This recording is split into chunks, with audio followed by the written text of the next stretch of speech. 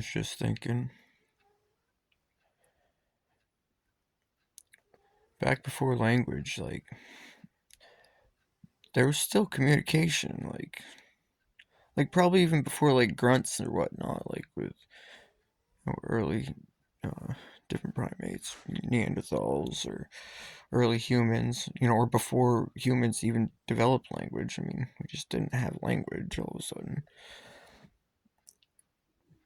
Sometimes I think having so many words, like, it's too much description. It takes away from the spirituality of the moment.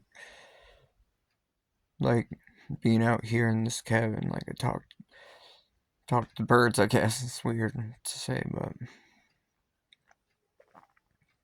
birds, animals coming around, all these different animals. And then, like, my lungs, like, need help and stuff, so the mullein has been just, like, growing more and more all around everywhere. And I smoked some of the mullein today, and that really helped my lungs. Should make a tea too. Nature is like talking to me.